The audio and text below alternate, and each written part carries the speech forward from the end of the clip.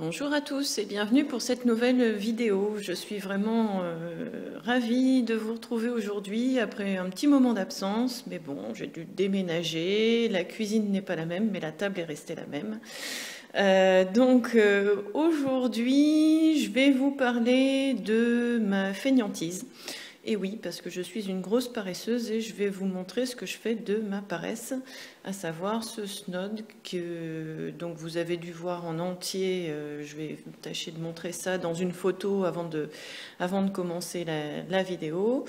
Vous le verrez au montage. Avant de commencer, je voudrais adresser un merci tout spécial à Lynn pour son accueil sur son forum qui s'appelle Mémé Tricot. Ça fait vraiment plaisir parce que, bon, comme vous devez l'entendre, moi je suis française et donc j'ai eu un petit mot du Québec de Lynn. Donc je suis allée vite m'inscrire sur son forum qui est vraiment très sympa. L'ambiance y est chaleureuse. Je vous mettrai le lien dans la description et puis aussi dans la vidéo. N'hésitez pas à aller faire un petit tour, vous promener, jeter un petit coup d'œil, vous inscrire et c'est vraiment très sympa. Donc voilà, merci Lynn. Ma flemme, c'est atroce. Donc là, j'ai plein de choses à faire. Je travaille à la maison, donc quelquefois c'est un peu difficile de se motiver. Et aujourd'hui, j'ai pas envie, donc je fais une vidéo et ça m'a fait penser à... parce que bon, c'est vraiment un plaisir de faire des vidéos. Et donc ça m'a fait penser à un autre jour de flemme où j'avais même la flemme de crocheter, de compter des points, et puis de faire des trucs, bref.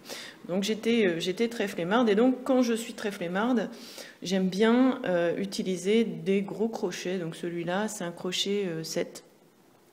Et donc je me suis dit, je vais faire un truc où il ne faut pas compter, où on peut éventuellement se tromper un peu, c'est pas grave. Et avec un gros crochet, comme ça en plus, ça ira vite. Mais gros problème, j'avais pas dans mon stock de laine qui se crochetait avec un crochet 7. Parce que bon, 7 ça commence à être gros, on peut encore faire plus gros, mais je voulais pas me lancer dans du 1,5, 2,5. Même le 4, c'était trop petit, ça n'avançait pas assez vite. Donc, j'ai trouvé par contre de la laine mohair comme ça, qui est très fine. Hein, je ne sais plus en combien ça se crochette normalement, enfin si ça se crochette d'ailleurs. Qu'est-ce qu'ils mettent? Ah, 5,9 quand même. Bon, enfin c'est quand même assez fin. Ce qui fait que normalement, vous pouvez même crocheter ça avec du 4 ou du 3. Enfin, faut pas hésiter à faire des essais.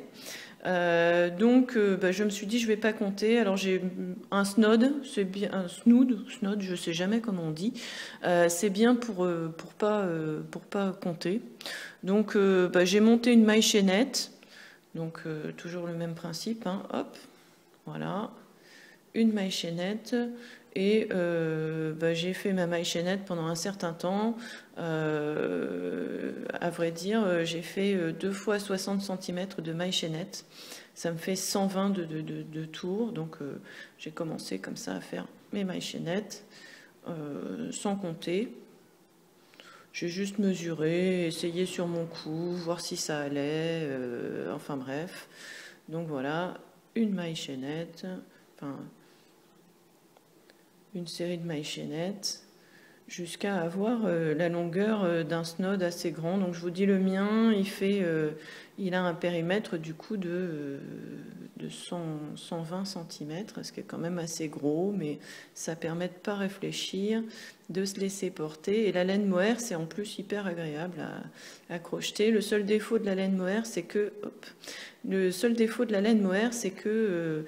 si vous vous trompez, les fils s'en berlificotent un peu, ce qui fait que c'est difficile de défaire ce que vous avez fait. Donc là, comme on s'en fiche du nombre de points, c'est pas grave. Voilà, donc je vais m'arrêter là. Hop. Voilà, donc j'ai fait ma maille chaînette. Alors évidemment, c'était plus gros que ça. J'ai repris donc le début et comme on fait un snod, hop, je suis allée passer mon crochet dans la première maille. Hop là.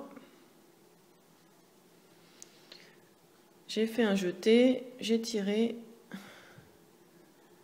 à travers les deux boucles que j'avais sur mon crochet. Et alors vraiment là, vous voyez, bon, le sens importe peu. On tourne de toute manière, il y a plein de poils partout, donc on voit rien.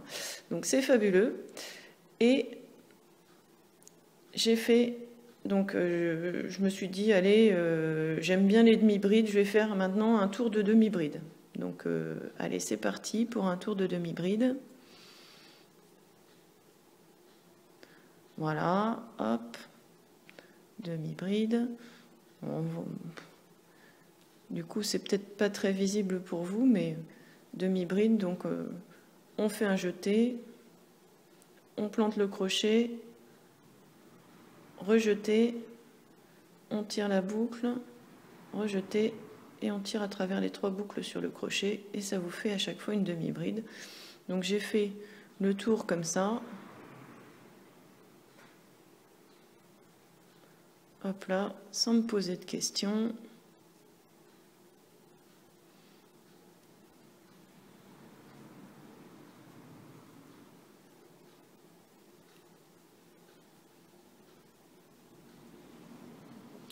Voilà. Donc ça m'intéresserait, pendant que je crochette, il n'y a rien de nouveau. Hop.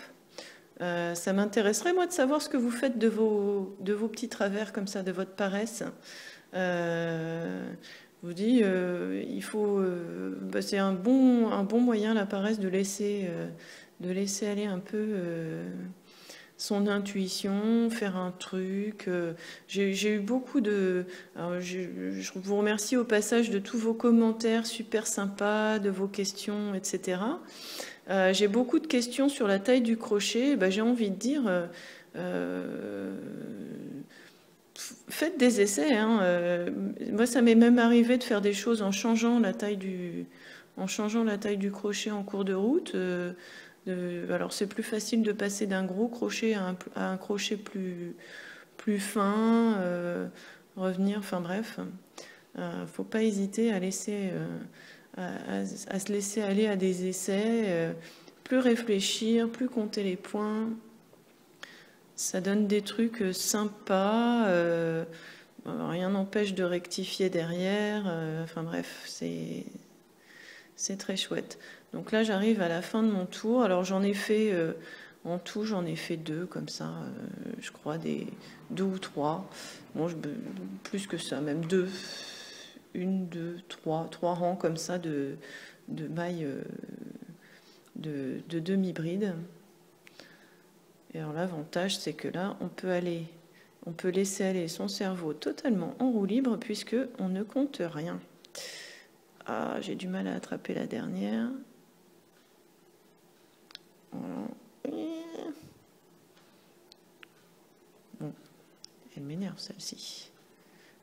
Hop.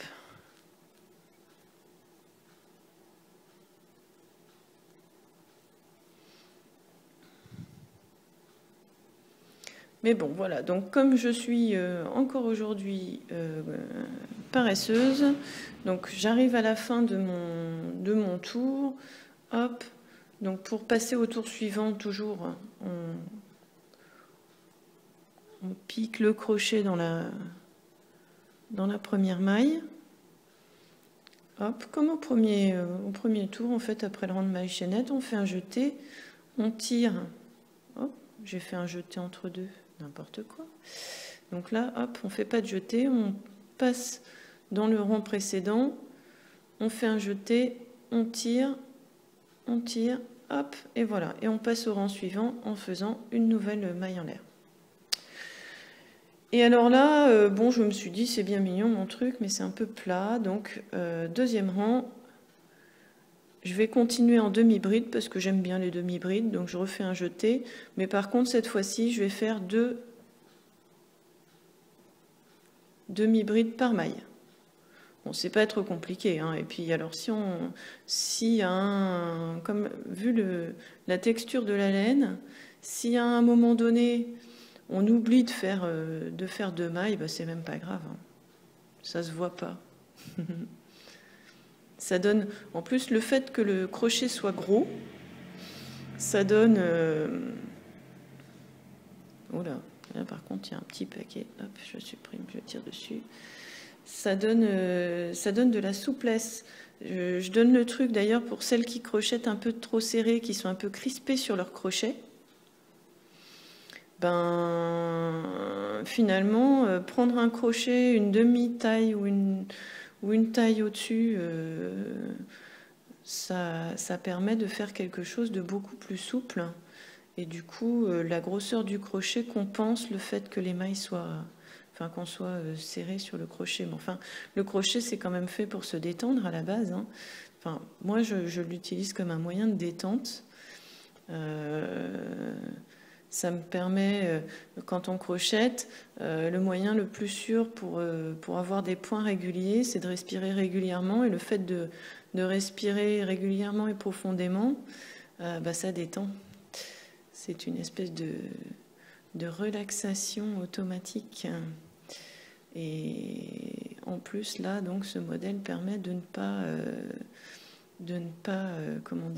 compter. Donc là, relaxation totale. Hop, on n'est pas là pour s'embêter. Donc, grosso modo, c'est le principe du snood, nouille. Donc là, 2 mailles, hop, dans chaque maille du tour précédent. On continue comme ça. Donc, quelquefois, ça accroche un peu. Je m'en fiche.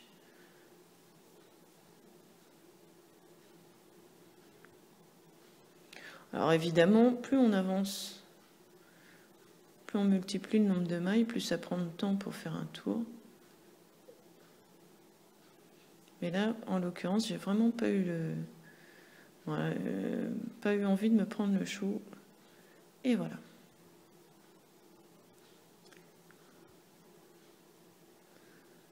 Donc, j'arrive, je crois, à la fin de mon 2e tour.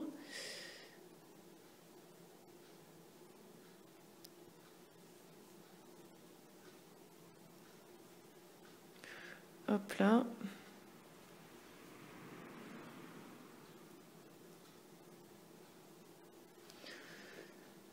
Et alors, bon, changer de tour, etc., c'est toujours un peu la même chose. Donc, je vais pas... Oh là, j'ai embarqué le fil du début. C'est toujours un peu la même chose.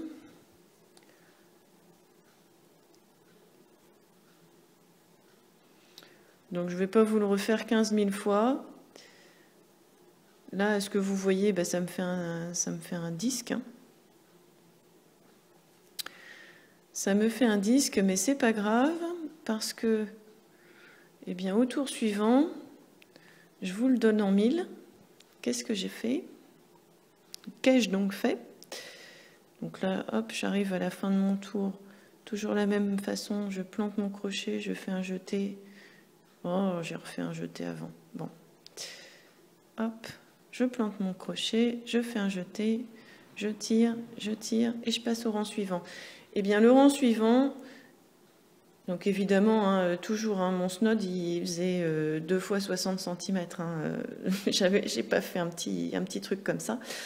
Mais ça peut peut-être faire des manchettes, d'ailleurs, ça peut être rigolo. Donc pour le 3e tour, ce que j'ai fait, c'est que j'ai continué à faire deux mailles deux mailles dans chaque maille du tour précédent. Et au bout d'un moment,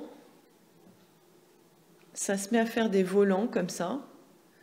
Donc il faut prévoir quand même faut avoir quand même suffisamment de laine parce que ça mange vite beaucoup de laine. Moi la laine, je récupère des choses.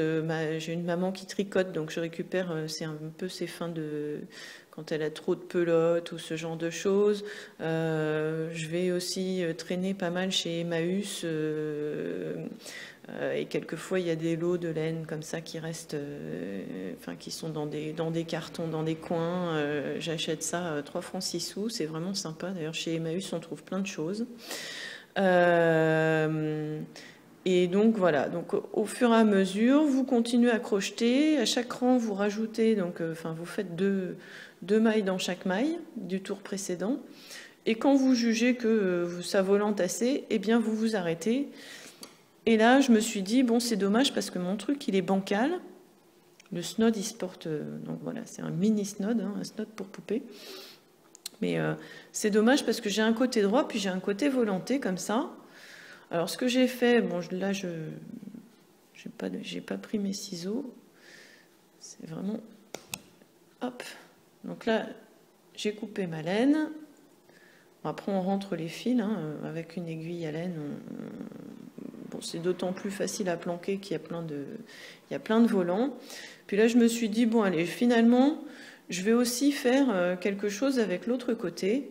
Parce que là, de ce côté-là, ça j'avais fait donc un côté, ça volante, c'est joli. Je vais faire la même chose de l'autre côté. Et donc là, j'ai repris mon fil. Donc je ne me suis pas embêtée, hein.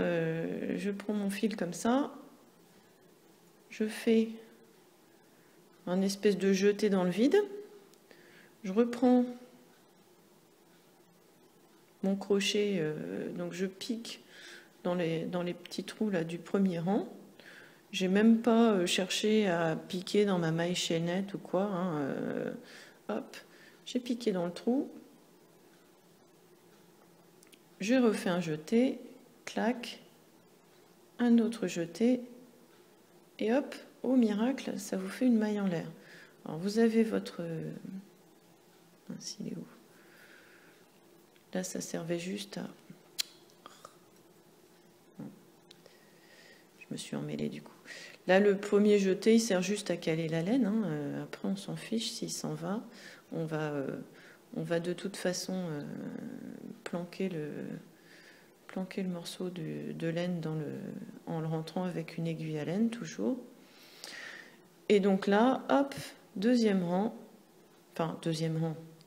On recommence, mais de l'autre côté, en piquant dans les trous qui se sont formés au premier rang. Et comme j'avais fait au premier, après mes mailles chaînettes là tout à l'heure, j'avais fait deux rangs sans augmenter ou 3. Et bien là, j'ai recommencé la même chose dans l'autre sens. Donc de nouveau un rang.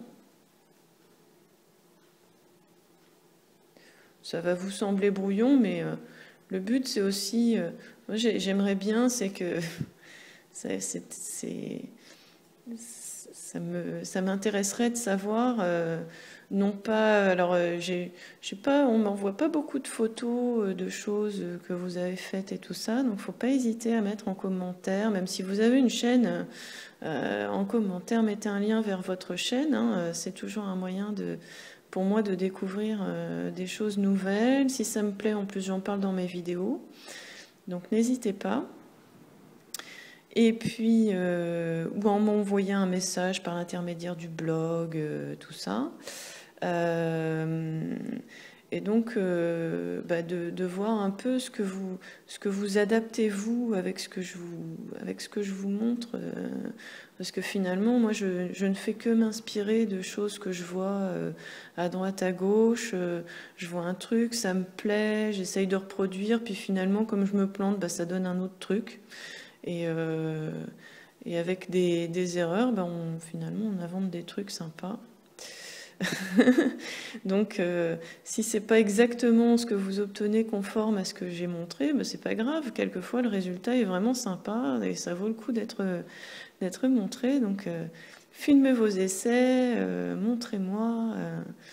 Faut un peu se laisser aller de temps en temps. Là, je vous dis, c'est grosse flemme aujourd'hui, donc je vous montre un peu ce que je fais de ma flemme. Donc là, voilà, au bout d'un moment, on arrive à la première, à la fin du tour, hop, et la même chose que dans l'autre sens. Donc je vais pas disserter 15 ans sur le truc. Hop, On arrive à la fin du rang, donc on pique, une maille en l'air. Et puis là, de nouveau, 2 mailles dans chaque maille, et ainsi de suite. Et du coup, ça volante des deux côtés. Au final, ça donne ça. Et honnêtement, avec le mohair et tout, c'est tout doux. Donc je vous ai montré, ça c'est de la vieille laine. À mon avis, c'est un truc qui date des années 70. Ça ressemble à la présentation de laine qu'avait ma mère quand elle tricotait, que j'étais petite. Donc voilà, c'est hyper doux. On peut s'enrouler dedans. Enfin bref, c'est sympa. La couleur est un peu flashy, mais bon, il faut oser le bleu. À la rigueur, même oser des couleurs encore plus flashy, mais je trouve ce bleu très sympa. Donc voilà, donc écoutez, j'espère que cette vidéo va vous inspirer plein de nouvelles idées. On pourrait même, allez, soyons fous, on pourrait même reprendre encore ici, refaire un autre volant pour faire un truc totalement délire. Donc voilà, donc écoutez, j'arrive à la fin de mon explication. Vous avez compris le principe, hein, je ne vais pas vous réexpliquer 15 000 fois. Le principe, c'est on fait ces figures libres. Et je vous dis, plus on fait de mailles, plus on rajoute de mailles dans chaque maille, plus ça volante. Donc, et puis je vous dis, gros crochet, ça avance vite. Enfin bref, c'est super agréable à faire, c'est tout doux. Donc, n'hésitez pas. Voilà, écoutez, ça a été un vrai plaisir de vous retrouver après quelques mois, après les fêtes. Je vous ai pas souhaité une bonne année non plus. Écoutez, je vous souhaite une année pleine de créativité. Laissez-vous porter par vos intuitions. Faites plein de choses nouvelles. Il n'y a pas d'essai raté. Il y a que des choses qui permettent d'inventer de nouvelles choses, donc n'hésitez pas. Et puis je vous dis, merci pour vos commentaires et tout, ça fait super plaisir, vous êtes très gentils en plus, à chaque fois c'est un vrai bonheur de recevoir vos messages, de voir le nombre d'abonnés qui augmente. Ce matin je crois que j'ai vu 2400, donc c'est vraiment super, merci beaucoup. Et puis je vais essayer de refaire un peu plus de vidéos parce que ça faisait longtemps que j'en avais pas fait et vraiment c'est toujours un plaisir. Portez-vous bien d'ici là, cliquez sur le pouce vers le haut à la rigueur, et puis, ou vers le bas d'ailleurs si ça vous plaît pas, vous êtes libre de faire ce que vous voulez. Voilà, je vous fais de gros bisous, je vous dis à la prochaine et puis continuez à créer. Bonne journée. Ah oui, au fait, j'avais oublié de vous dire, je refais un petit bout de vidéo. Quelqu'un m'a demandé, je vous avais montré il y a quelque temps comment faire des granny façon tourniron. Et on m'a demandé, alors c'est quoi la surprise, qu'est-ce que tu as fait avec? Et bien voilà ce que j'ai fait avec. J'ai fait un tapis de salle de bain. Alors, on ne voit pas bien, parce que je suis très loin. Donc j'ai fait plein de carrés, je les ai reliés ensemble par un rang de mailles serrées. Et puis ça me donne ça, j'ai fait une petite bordure un peu fantaisie. Et voilà, mon tapis de salle de bain assorti à l'autre, mais différent. Parce que si c'est totalement assorti, je trouve que c'est un peu ennuyeux. Voilà, donc réponse à la question. C'était ça la surprise. Bis à tous!